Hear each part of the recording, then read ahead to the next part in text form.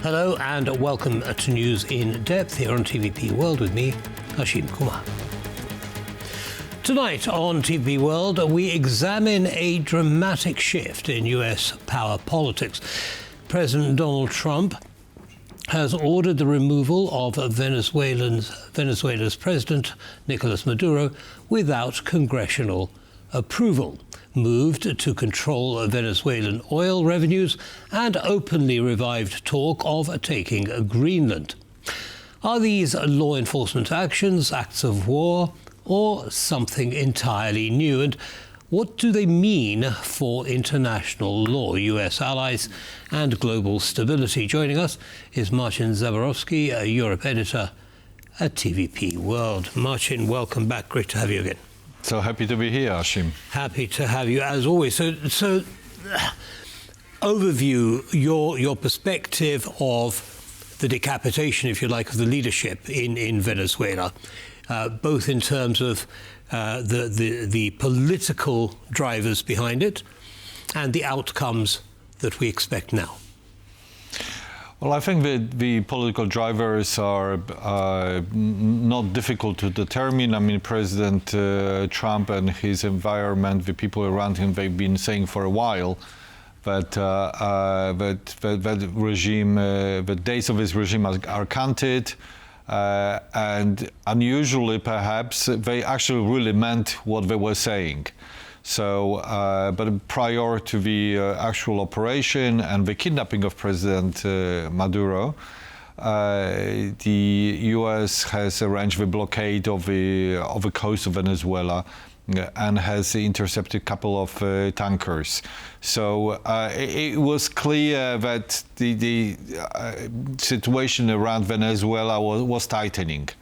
And I think that nobody really in the area is hugely surprised. Maybe what is surprising is the speed and the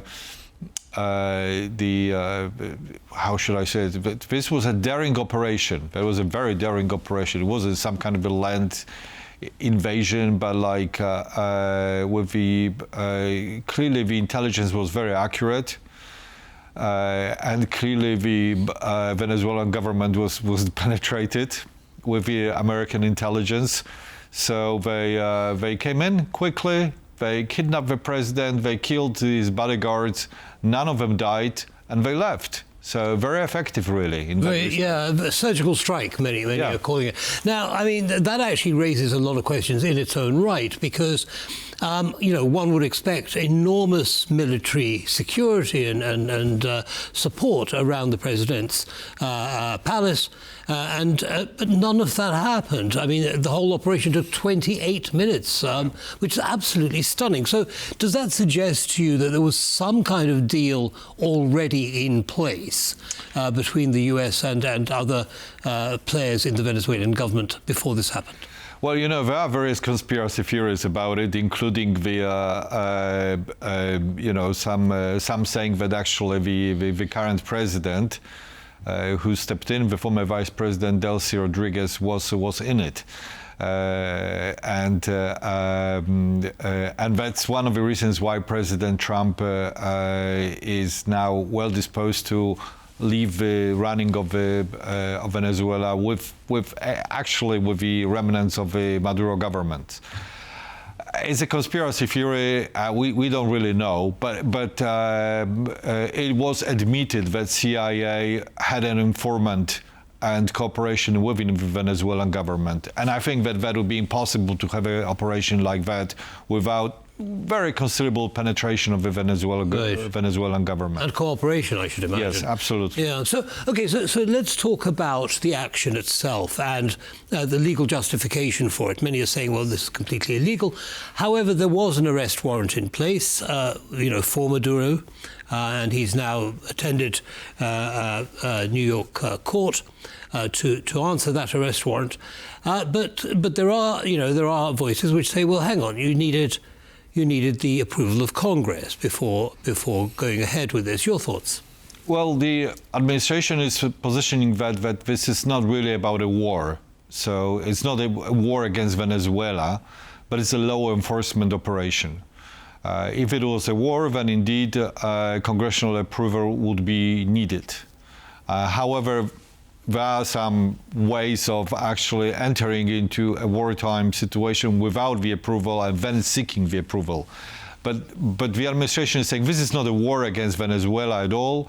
There is no need for Congress to declare anything or to approve anything. It's a law enforcement operation.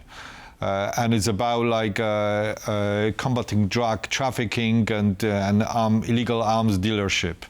And we have a precedents like that from the past when the former president of Panama, Mr. Noriega, was also kidnapped and brought to the United States for trial, and he was sentenced there. Are there any sanctions that can be placed on Trump as a result of these actions, in your opinion, by Congress?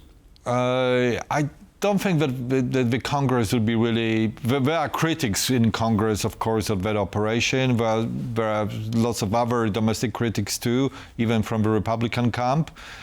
But by and large, the argument that this is a law enforcement operation carries some water in the United States.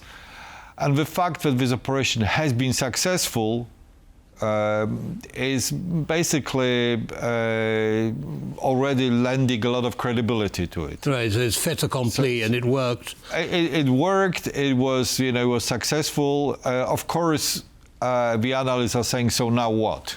Because it's one thing to kidnap a president, another thing is to actually make Venezuela do the things that the United States wants it to be done, and especially to let the access to the Venezuelan oil. Right. I mean, I do want to actually extend this discussion to Greenland in just a second. Yes. But before we do that, one question on Venezuela. You mentioned oil. Yeah. And Trump has made it very clear that he's going to control the oil operations in Venezuela, and that he's going to have, U.S. companies going in there. But what part of his justification is, well, Venezuela's selling to China, Venezuela's, in cahoots with Russia as well. And so, if China can have it, why can't we? I mean, they're on our doorstep. Yeah, well, this is also very much in line with the Monroe Doctrine, which was being reinstated by the Trump administration. So Monroe Doctrine was introduced in the 19th century to tell the Europeans that the Western Hemisphere is our backyard and back off. Yeah? So we will not interfere in your affairs, and you leave this part of the world to us. And by the way, that argument was extended at the beginning of the Second World War, not just to South America, but also to Greenland. And that's something which, which we may want to address in a moment. But yes, that was very much on cards there, and the Americans are quite openly saying this is our sphere of influence. We want to push the Chinese and the Russians out of here. Right. Okay. Now, you asked the question, or you mentioned the question, what next? And of course, that brings us neatly onto Greenland. Now, Greenland. I mean, Greenland is something that Trump has been talking about since his first term. Yes. And he's saying, well, we must have Greenland, and he's talking about security issues and so on. In fact, we've got a soundbite of him explaining his thinking on this one. I think that should be coming up. I'll talk about Greenland in 20 days. Venezuela, we talk so much about energy. By the way, I will say this about Greenland. We need Greenland from a national security situation. It's so strategic. Right now, Greenland is covered with Russian and Chinese ships all over the place. We need Greenland from the standpoint of national security. And Denmark is not going to be able to do it, I can tell you. You know what Denmark did recently to boost up security in Greenland? They added one more dog sled. It's true. They thought that was a great move. Okay, so he's putting forward the national security argument, and also the way in which he's done it, of course, is throwing the Europeans into a bit of a panic. What exactly does he mean? What do you read into his words? Well, like with many things that Trump says, initially they sound nonsensical, but later on, when you look into that, there is some justification into that. And, you might say that indeed Greenland is in the vicinity of North America, in a very close vicinity, in such a close vicinity that during the winter time, the Inuits are actually on foot going from Greenland to Canada. Yeah, because the Atlantic is frozen there, so it's possible. So during the Second World War, the island was under the American control on the basis of agreement with the Danish government, and especially with the Danish ambassador, because the Americans were very worried that the Nazis could lead the invasion of the United States or North America altogether from that landmass. So yes, strategically you might say that, given the proximity to North America, that makes sense that the United States has some say on the strategic direction of the island. However, having said that, the Danish government, who is in charge of Greenlandic foreign policy and defense policy, because it's the autonomous territory controlled by Denmark since the last 300 years. So the Danish government is very open to have more American bases on the territory of Greenland. The Danish government also suggests that it's open to have American investment in the island. Yeah? Because there is this expectation that very important crude resources are there on the island itself, are covered by snow, but as the snow has been melting because of climate change, they will become more accessible. So the rare earths and so on. The rare earth materials. So the problem here with that is that the Danes, who are very close ally of the United States and have in the past cooperated very closely with the United States on the future on the island itself. Like I said, during the Second World War, the island was controlled by the Americans, and the Danes were fully agreeing with that. But the Donald Trump, being real estate person, wants to own the island. It's not enough for him to have the basis. It's not enough for him to have the Danish consent for American investment, but he actually wants to own this landmass. And that is problematic, and of course is not acceptable to Denmark, and of course is not acceptable to the indigenous Inuit population. Right, okay, so do you think that this is, like, as Trump has done many times before, simply a starting salvo, something that throws, everything up in the air, and then he comes along with something a little bit more reasonable? Do you think that's a possibility? I think there is a possibility for that, yes, and hopefully this is all what it is. Yeah. Meaning that he basically wants, to have a more of the say on the future direction of the island. However, it's unnecessary, in a sense. It's unnecessary because the Danish government is open to that, and the Greenlandic people are open to have a larger, greater American presence. There is this legacy of American presence in the island during the Second World War, which was considerable, up to over 5,000 troops, and it's a positive legacy. Right. There were hospitals, there was investment, there were more people, there was something which the Greenlandic people are keenly remembering today and are not opposed to that. Right, so but they are opposed to this rhetoric of we want to buy the island or we want to own the island. Get the island, he says. Exactly. One way or the other. I mean, talking about legal authority, what is his support for this in Congress?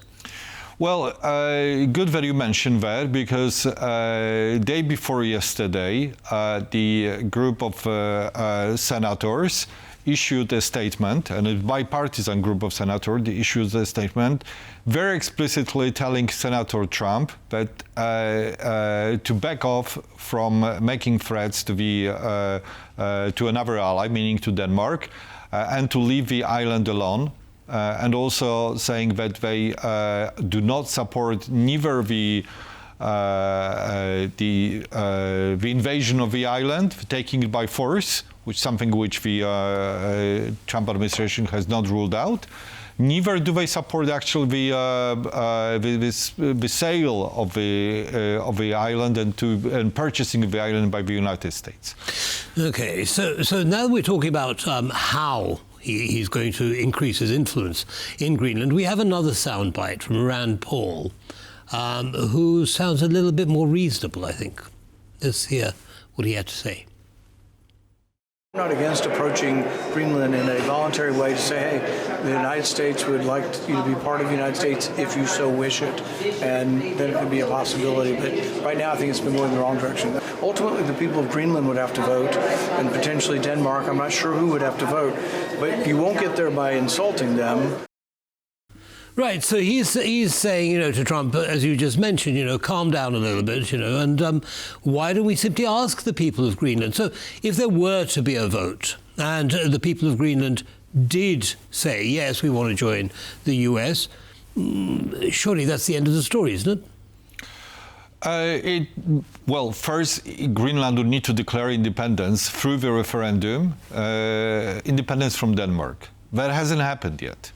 Then we will need to have another referendum in which the island would say that is open to the idea or wants to become a part of the United States, and also the US Congress would need to want that.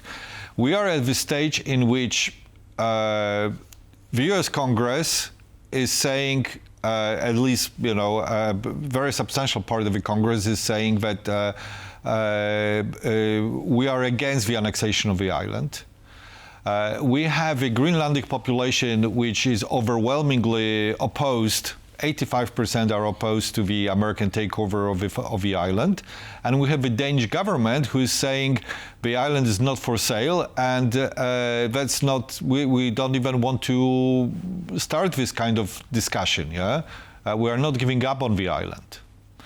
Right. So all these three very important steps, essential steps to changing the current status of the island, would need to be fulfilled. And it's gonna, if it was to be done judiciously, it would take years. Right. Well, I mean, that kind of brings us, unfortunately, to our final question, and that is, so Greenland, in many respects, cannot be compared to what happened in Venezuela. No. In Venezuela, Trump may have a legal argument, but in Greenland, less so. In this kind of situation, how much authority does Trump have to act unilaterally? So, the war, a war and annexation can legally be only done with Congress's approval. However, having said that, there are a number of gray zones here, and in the past, the U.S. presidents ordered operations in, for example, Korea and Vietnam without congressional approval. Since 1973, the approval is needed for any operation lasting over 60 days. So that means that, 60 days, 2 months come, and without the U.S. Congress, the approval, there will be no money for the continuation of American presence on anywhere in the world, in fact, yeah? And especially, there will be an absolute precedence to annex the territory of an ally. Ally in NATO member state. That is something which current Congress would absolutely not accept. So in other words, if Trump does go ahead without congressional approval, he could only survive for 60 days. Yes. It wouldn't be sustainable otherwise. Martin, unfortunately, we're going to have to stop here. But as usual, never a dull moment with President Trump in the White House. Thank you for your analysis. Thank you. And that brings us to the end of this episode of News in Depth. Don't go away, lots more coming up. Goodbye.